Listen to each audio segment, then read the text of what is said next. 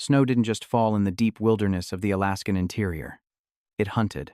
It was mid-January, and meteorologist Kevin Corcoran's voice had cracked with genuine alarm over the AM radio broadcast earlier that morning, warning of a historic low-pressure system barreling toward the Chena River Basin. Andrew Paul, 74 years old and fiercely independent, listened while methodically stacking split birch next to his cast-iron stove. He had lived in this isolated cabin for 40 years, the last 10 entirely alone after his wife, Clara, passed away from a sudden stroke. His son, Thomas, a corporate accountant in Boston, begged him every winter to move south.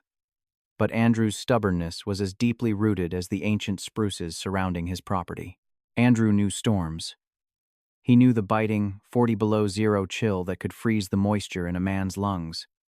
But the blizzard of 2026 was a different beast entirely. By nightfall, the wind was shrieking like a wounded animal, tearing at the cabin's cedar shingles and piling snowdrifts high against the frost-rimed windows. It started around 2 in the morning. Andrew was awake, nursing a mug of chicory coffee, when a sound cut through the howling gale.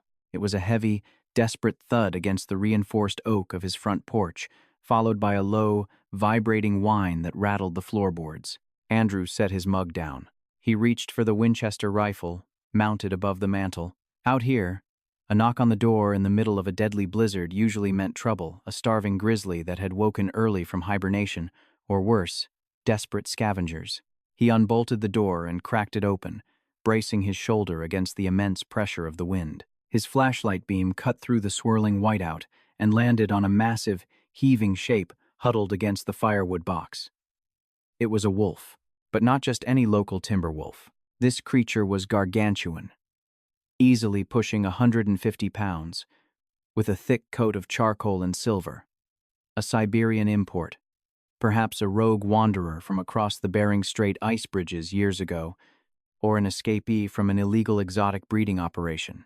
The beast was not attacking. It was dying. Andrew's beam illuminated the gruesome truth. Clamped viciously onto the wolf's back left leg was a rusted, serrated steel jaw trap, the kind outlawed decades ago. A heavy drag chain was wrapped hopelessly around one of the porch pillars. The snow beneath the animal was stained a deep, alarming crimson. The wolf lifted its massive head, its amber eyes locking onto Andrew's. There was no aggression in that gaze, only the profound, agonizing resignation of a creature at the end of its life. Andrew hesitated. To bring a wild apex predator into his home was madness. But as he looked at the beast, the memory of Clara's gentle voice echoed in his mind. She had never been able to turn away a wounded thing. "God help me," Andrew muttered. He leaned his rifle against the wall and stepped out into the biting cold. As he approached, the wolf let out a guttural rumble, a warning born of pure instinct. But it lacked the strength to bare its teeth. "Easy now," Andrew whispered, his voice steady despite the adrenaline spiking in his veins. "I'm not going to hurt you." Andrew knelt in the snow, ignoring the freezing wetness seeping through his denim trousers. He grabbed his heavy steel crowbar from the woodbox. It took every ounce of the old man's waning strength to wedge the bar between the rusted jaws of the trap. He threw his entire body weight onto the lever. With a sickening crunch of old metal, the trap snapped open. The wolf whimpered, yanking its mangled leg free. Now came the impossible part. Andrew grabbed the thick scruff of the wolf's neck. The animal tensed. But as Andrew dragged it backward over the threshold and into the warm glow of the cabin, the wolf simply surrendered, its head thumping softly onto the woven rug. Andrew kicked the door shut, dropping the heavy iron bolt. The cabin was silent save for the crackle of the stove and the ragged, wet breathing of the beast. Andrew fetched his medical kit. Years ago, the local veterinarian, Dr. Sarah Jenkins, had shown him how to suture hunting dogs. He hoped the anatomy wasn't too different. He knelt beside the animal, pouring a generous amount of iodine directly into the lacerated flesh. The wolf violently jerked, its massive jaws snapping the air mere inches from Andrew's face. Andrew froze. The wolf stared at him, its chest heaving, teeth bared. Andrew didn't flinch. He slowly held out his calloused hand, letting the animal catch his scent. Gradually, the lips rolled down over the fangs. The wolf rested its head back on the floor, watching Andrew with a terrifying intelligence. For the next hour, Andrew worked under the harsh light of a kerosene lamp, threading a curved surgical needle through the torn muscle and skin. By the time he tied off the final stitch and wrapped the leg in thick gauze, he was drenched in sweat. The wolf had passed out from exhaustion. Andrew named him Silas. By the morning of the second day, the storm had escalated. The radio was dead.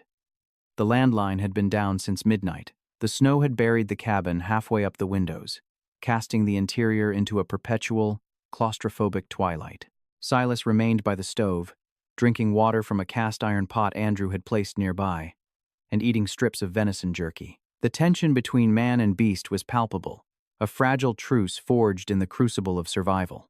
But survival requires heat, and the wood supply inside the cabin was dwindling. The main cord of seasoned oak was stacked in the detached shed 30 yards across the yard. "Stay here," Andrew told the wolf, layering up in his heaviest parka, snow pants, and insulated boots. He grabbed a heavy canvas tote bag and his flashlight. Opening the door was like stepping into a jet engine.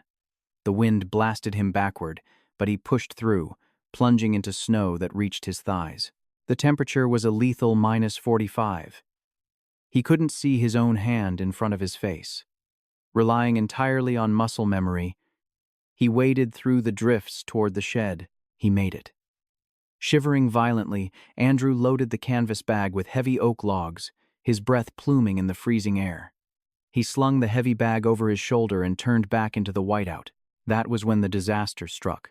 Halfway back to the cabin, Andrew stepped on a patch of black ice hidden beneath the powder. His boots flew out from under him.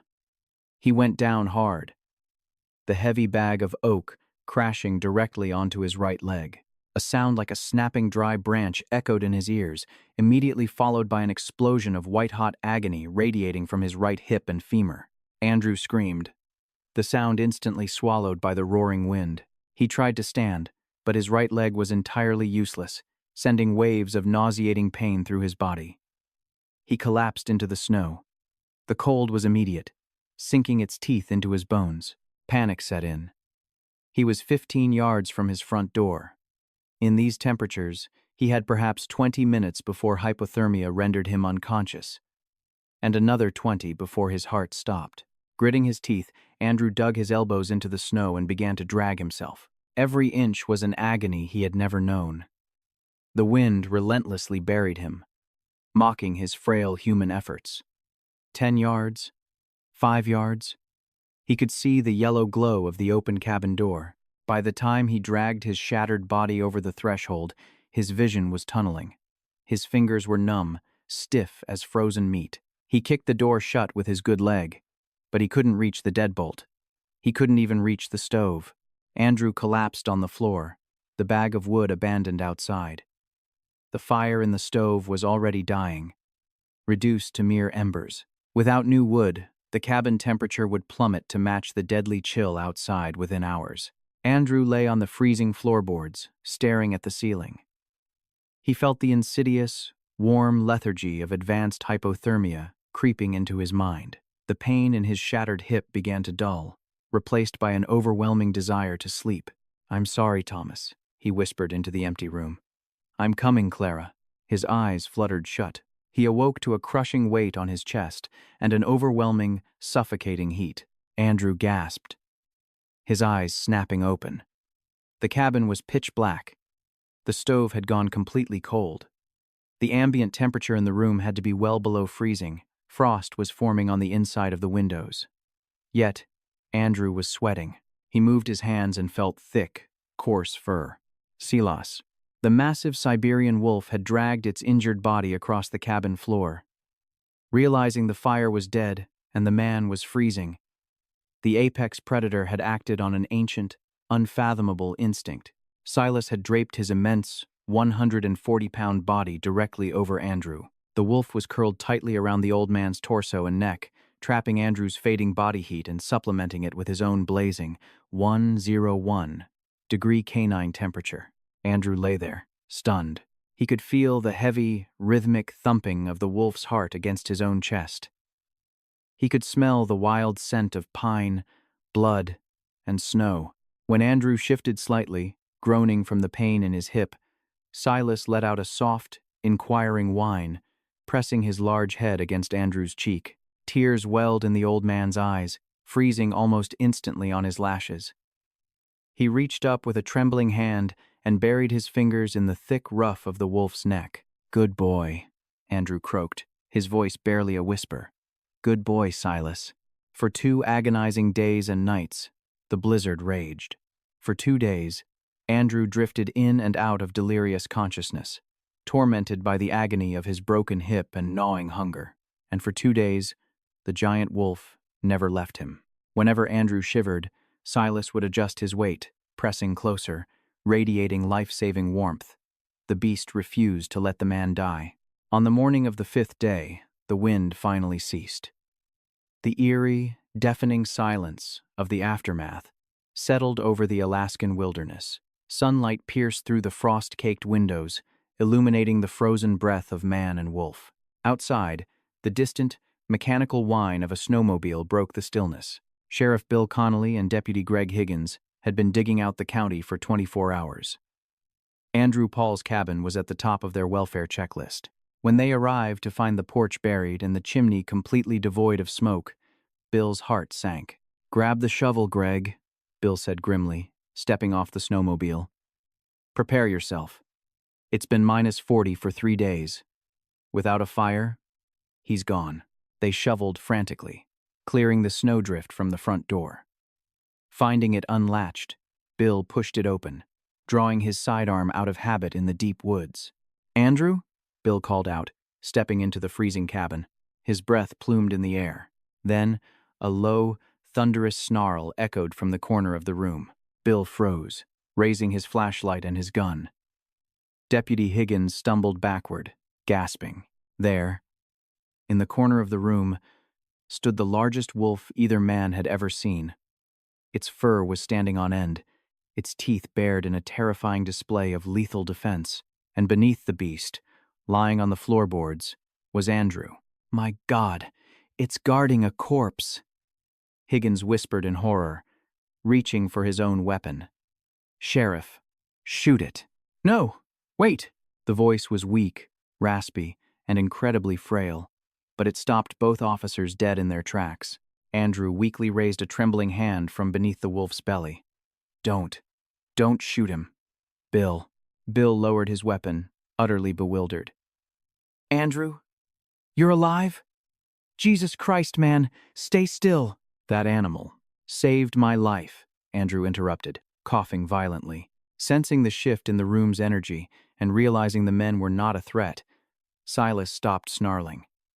The massive wolf looked down at Andrew, nudging the old man's chin with his wet nose one last time.